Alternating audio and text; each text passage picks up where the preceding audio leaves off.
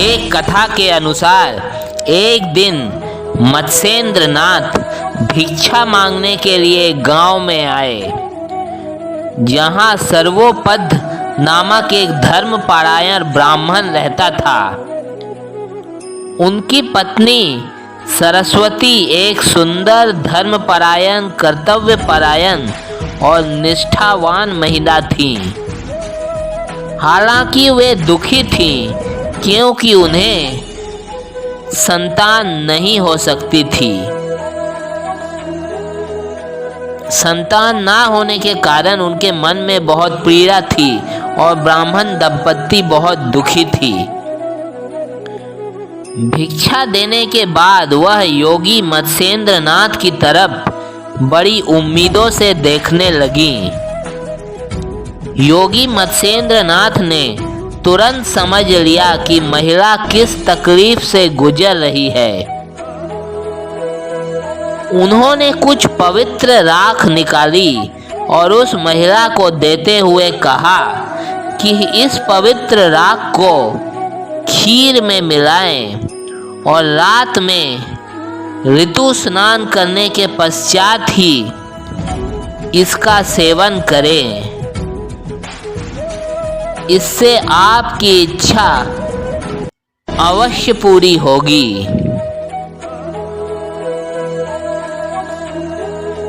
इसके बाद सरस्वती ने अपने पड़ोसियों से योगी और पवित्र भस्म के बारे में बात की। पड़ोसियों ने उनके मन में संदेह पैदा कर दिया कि उसे ऐसे योगियों पर भरोसा नहीं करना चाहिए। फिर उस ब्राह्मण महिला सरस्वती को भी संदेह हो गया और संदेह के कारण उस महिला ने उस पवित्र भस्म को गांव के बाहर गाय के गोबर के गड्ढे में, गोबर के ढेर में फेंक दिया। यह उसका दुर्भाग्य ही था जो उसने खुद ही वांछित परिणाम नष्ट कर दिया। 12 साल उपरांत जब गुरु मत्स्येंद्र नाथ वापस उस शहर में लौटे और उस महिला से पूछा कि राख का क्या हुआ और क्या वह गर्भवती हुई, तब उस महिला ने कबूल किया कि उसने राख को गाय के गोबर के ढेर पे फेंक दिया था, उसका ग्रहण नहीं किया था। तब गुरु मत्स्येंद्र नाथ उस जगह पर पहुंचे और जोर जोर से आवाज लगाई। उनके आवाज लगाते ही उस गोबर के ढेर से एक 12 वर्षीय बालक निकला, जो एक पूर्ण योगी के रूप में था, क्योंकि वह बालक जन्म से ही वहां साधना कर रहा था।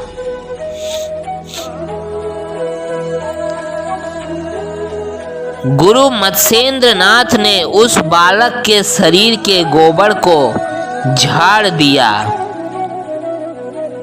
गोबर के ढेर से जन्म लेने के कारण गुरु मत्स्येंद्र नाथ ने उस बालक का नाम गोरखनाथ रखा।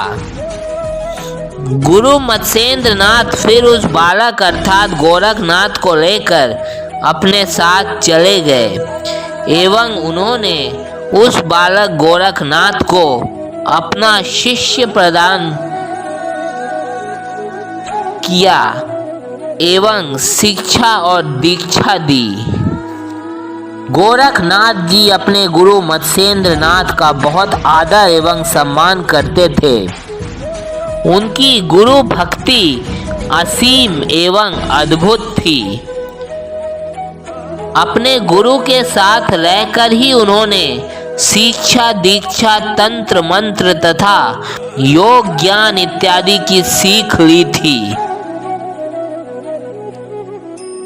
एक छोटी सी कथा प्रचलित है जो उनकी अद्भुत गुरु भक्ति को दृष्टव्य करती है। इस कथा के अनुसार एक समय की बात है कि जब उनके गुरु मत्स्येंद्र नाथ ने बड़ा खाने की इच्छा प्रकट की।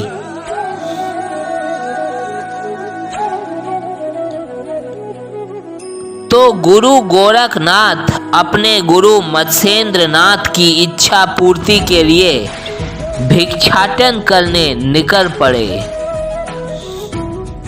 उन्होंने एक महिला से बड़ा बनाकर देने का अनुरोध किया, परंतु उस महिला ने उन्हें खरी खोटी सुना दी एवं उनका बहुत अपमान किया।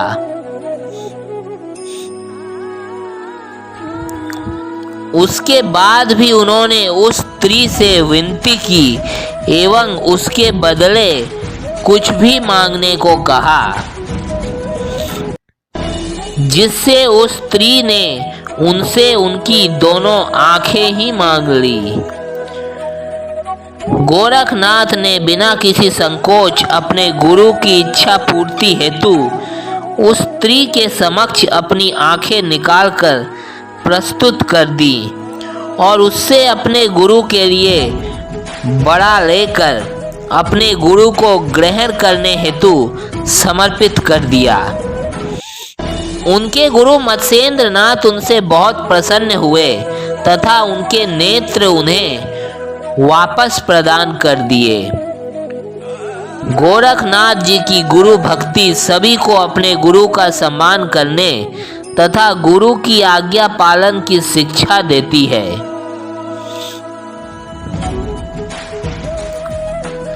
नेपाल में उनके नाम पर गोरखा नामक एक राज्य और जिला है, जिसके निवासी गोरखा जनजाति कहलाते हैं। वर्तमान भारत के उत्तर प्रदेश में भी उनके नाम से एक स्थान का नाम गोरखपुर रखा गया है। गुरु गोरखनाथ को शिव का अवतार भी कहा जाता है। स्वयं भगवान शिव ने एक बार वर्णन करते हुए माता पार्वती से कहा था कि गोरखनाथ उनके ही अवतार हैं। त्रेता युग में गुरु गोरखनाथ को प्रभु श्री राम के राज्याभिषेक के लिए भी निमंत्रण भेजा गया था, परंतु तपस्या में लीन होने के कारण वे खुद तो नहीं पहुंच सके, परंतु उन्होंने अपना आशीर्वाद प्रभु श्री राम के लिए भेजा था।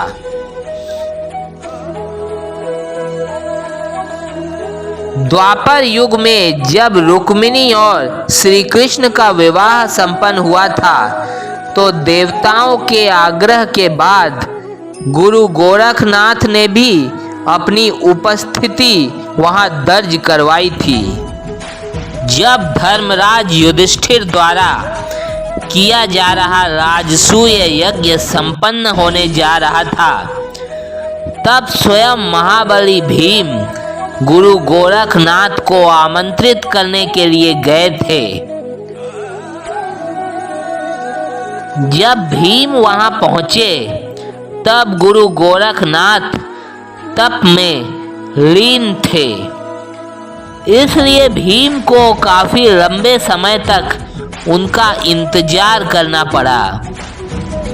कहते हैं जिस स्थान पर विश्राम करते हुए भीम ने गुरु गोरखनाथ का इंतजार किया था, धरती का वह भाग भीम की भार की वजह से दबकर एक सरोवर बन गया था। आज भी मंदिर के प्रांगण में वह सरोवर मौजूद है। प्रतीक के रूप में उस स्थान पर भीम की विश्राम करती हुई मूर्ति को भी स्थापित किया गया है।